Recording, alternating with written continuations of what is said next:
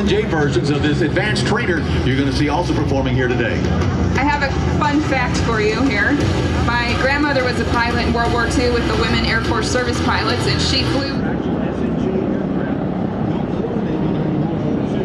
If you were the Royal Canadian Air Force, you called this aircraft the Warbirds. So you might hear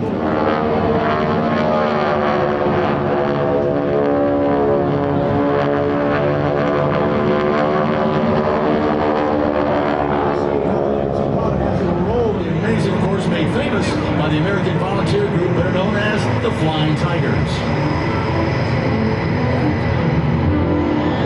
The C-47 lifting off, ladies and gentlemen. Again, the C-47. The DC-3, you'll note the distinctive black and white stripes running on the fuselage and wings. These black and white stripes were indicative of it. The legacy of Curtiss P40 Warhawk fighter was manufactured by a Curtiss Aircraft Company in Buffalo, New York, through its entire production run from 1939 until 1944, and first flew in 1938. An improvement on the Curtiss P36, the P40 was one of the first fighters to incorporate an inline liquid-cooled V12 motor, which replaced the radial engine of most common fighter aircraft. Who knows who first put the shark mouth on the P40? Wasn't the Flying Tigers, believe it or not. It was the British. The British did it in North Africa. Actually put the shark's mouth on there first. Of course, the P40 Warhawk, the Flying Tigers made it famous. The C-47, once again, the distinctive black and white stripes, you can see them very clearly on this amazing aircraft. Again, the DC-3, the C-47.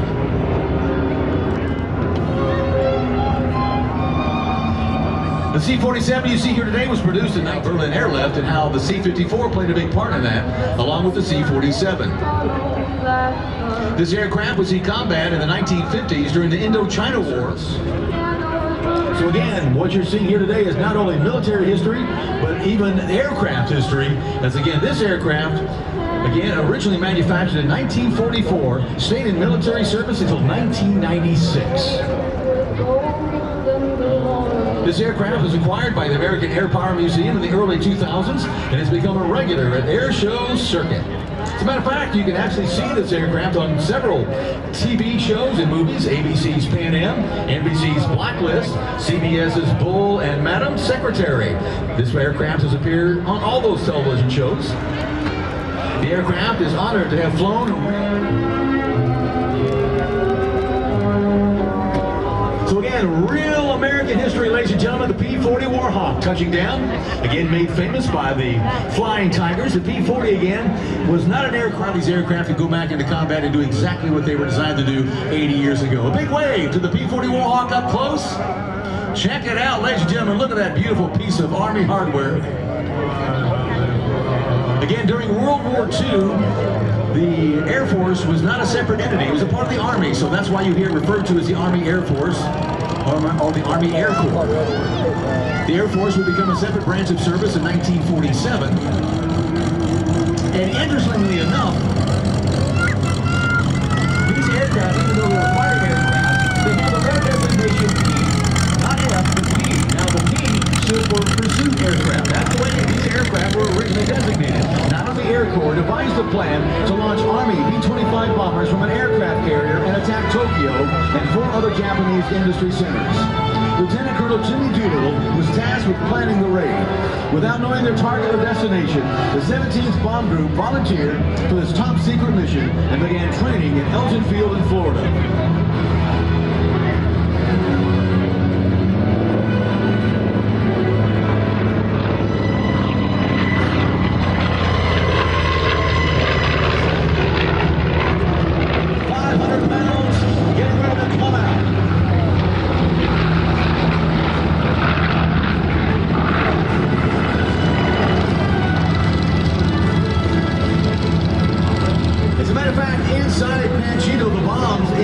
Aircraft had been signed by dozens of B-20. Watch Panchito as it simulates the diving bombing attack on a Japanese warship.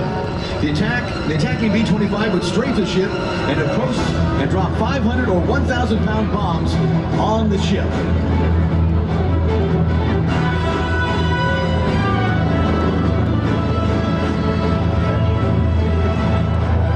This technique was known as skid bombing. The aircraft would come down just feet above the water. The bomb would release and skid like ship. The big danger of this, of course, was the fact that the bomb was moving as fast as you were. And without good maneuvering and precise handling, you can get caught in your own bomb blast. As a matter of fact, during World War II, a Japanese destroyer actually surrendered to a squadron of B-25 when it came to ground attack. As a matter of fact, two versions of the B-25 carried a 75mm cannon. It was single shell, hand-loaded, one of the largest weapons ever carried by an aircraft in World War II. Ladies and gentlemen, from the left, Panchito. Bomb bay doors are open.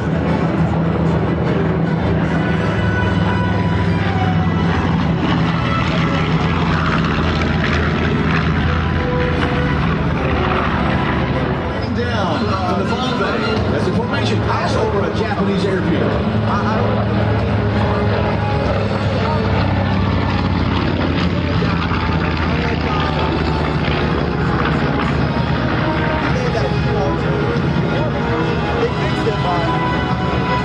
Tired?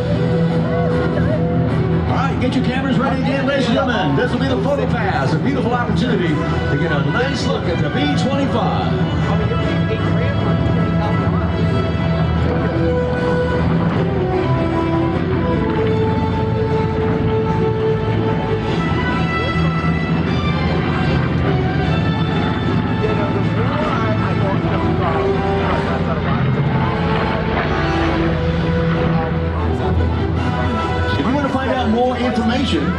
Visit the Delaware Aviation Museum on their website, DelawareAviationMuseum.org. That's DelawareAviationMuseum.org. Stay with them, find out more, stop by, take a look at all the aircraft they got on display there someday. You'll love it. For those of you who have your commercial license, we offer a second command school on this plane, unlike anything in the world. So you can come and get your type rating in a B-25 and be a very small group of people. So it's been great. Thanks, man.